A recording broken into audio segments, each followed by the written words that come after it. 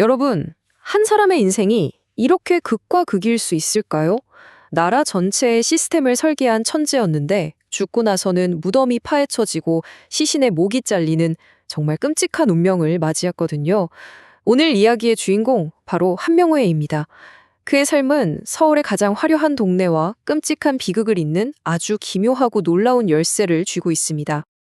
네, 맞습니다. 바로 서울의 압구정이에요. 근데 여러분, 이 화려한 동네 이름이 한 사람에게서 유래했다는 거 혹시 알고 계셨나요?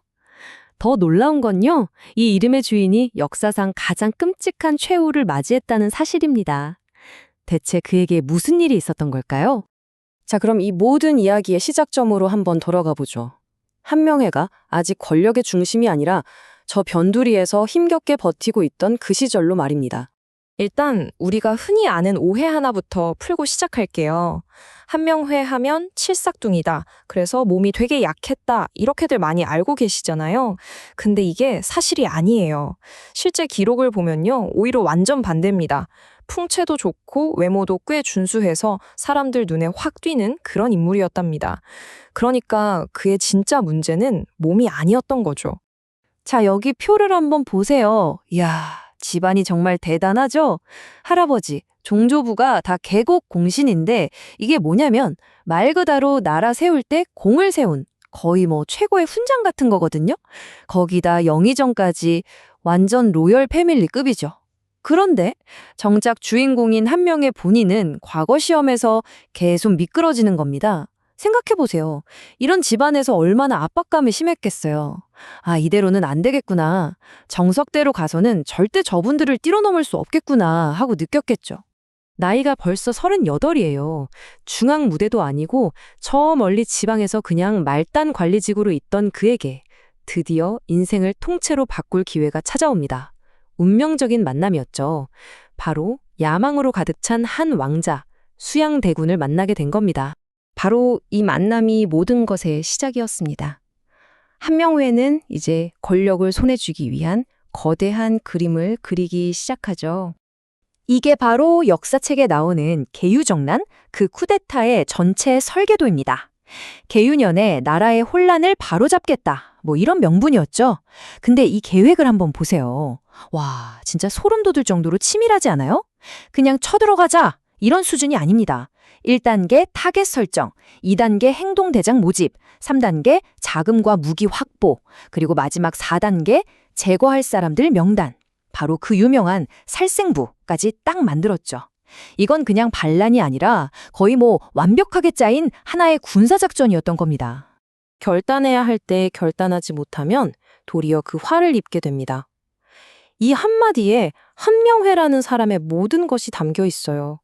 막상 거사를 앞두고 수양대군이 좀 망설이니까 팍 밀어붙이는 거죠. 지금이 기회다. 여기서 망설이면 우리가 죽는다. 이런 그의 냉철하고 과감한 승부사 기질이 그대로 드러나는 대목입니다. 그리고 결국 수양대군은 그의 말을 따랐죠. 결과는 대성공이었죠. 한명회는 이제 그야말로 권력의 가장 꼭대기에 서게 됩니다. 그런데 여기서 중요한 건 그가 그냥 권력만 즐긴 게 아니라는 거예요. 그는 이제 자기가 만든 새로운 나라의 시스템을 그 뼈대를 설계하기 시작합니다. 새로운 왕, 세조가 된 수양대군은 한명회를 얼마나 믿었냐면요. 그를 나의 장량이라고 불렀어요.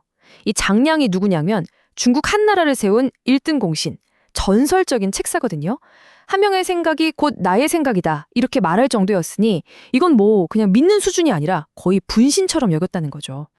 그리고 한명회는 그 믿음을 엄청난 결과물로 증명해냅니다. 지금 보시는 이 정책들이 바로 한명회가 설계한 조선이라는 나라의 운영 시스템이에요. 이웃끼리 서로 감시하게 만든 오가작통법, 오늘날 동사무소 같은 지방행정의 기초가 된 면리제, 그리고 나라의 헌법인 경국대전의 완성, 국방까지. 와, 진짜 그가 만든 이 뼈대가 이후 수백 년 동안 조선을 지탱하게 됩니다. 나라의 시스템을 설계한 남자. 이제 그는 그 누구도 감히 함부로 할 수 없는 절대 권력의 상징이 되었습니다. 자, 여러분, 이렇게 얻은 권력을 영원히 지키려면 어떻게 해야 할까요? 가장 확실한 방법이 있죠. 바로 왕이랑 가족이 되는 겁니다. 한명회는 이걸 아주 영리하게 해냅니다. 자기 딸들을 다음 왕, 그리고 그 다음 왕에게까지 시집 보내요. 그래서 무려 2명의 왕에게 장인어른 소리를 듣는 정말 역사에 다시 없을 기록을 세우게 되죠. 이 표를 좀 보세요. 공신이라는 게 나라에 큰 공을 세워야 받는 건데 한 명에는 이걸 4번이나 받아요. 그것도 전부 다 1등으로요. 이건 뭐냐면 세조 때부터 성종 때까지 쭉 자기가 시대의 주인공이었다는 걸 보여주는 완벽한 증거, 스펙 끝판왕 이력서의 셈이죠. 하지만 달도 차면 기운다고 하잖아요. 영원한 권력은 없었습니다. 바로 그가 지은 호화로운 정자, 압구정에서 그의 권력에 금이 가기 시작하는 사건이 터집니다. 왕만 쓸 수 있는 상징물을 자기도 좀 쓰게 해달라고 오만한 요청을 하거든요. 근데 젊은 왕 성종이 이걸 아주 단칼에 거절해버린 겁니다. 이때부터 뭔가 낌새가 이상해지기 시작한 거죠. 그리고 이제 그의 인생과 죽음에 대한 가장 충격적인 마지막 장이 펼쳐집니다. 이 타임라인을 보면 운명이란 게 정말 무섭다는 생각이 들어요. 보세요.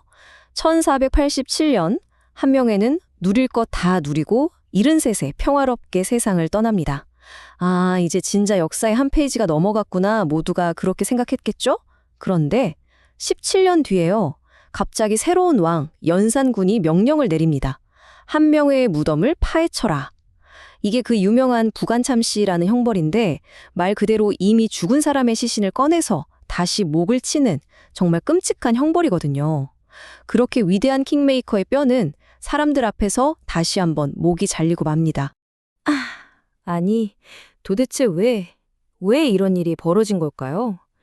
살아있을 땐 그 누구도 쳐다보지도 못했던 절대 권력자가 어떻게 죽은 뒤에 이렇게 처참한 꼴을 당하게 된 걸까요?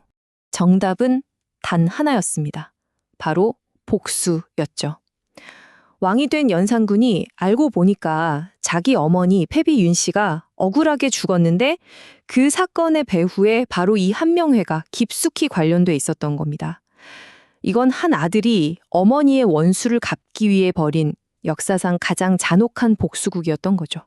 자, 결국 한명회란 인물은 우리에게 이런 질문을 남깁니다. 그는 과연 국가의 시스템을 만든 천재적인 설계자였을까요? 아니면 권력을 위해 피를 부른 무자비한 책략가였을까요? 여러분은 어떻게 생각하시나요? 어쩌면 그 답은 오늘날 서울의 가장 화려한 거리 압구정이라는 이름 안에 여전히 숨어 있는 건 아닐까? 그런 생각을 해보게 되네요.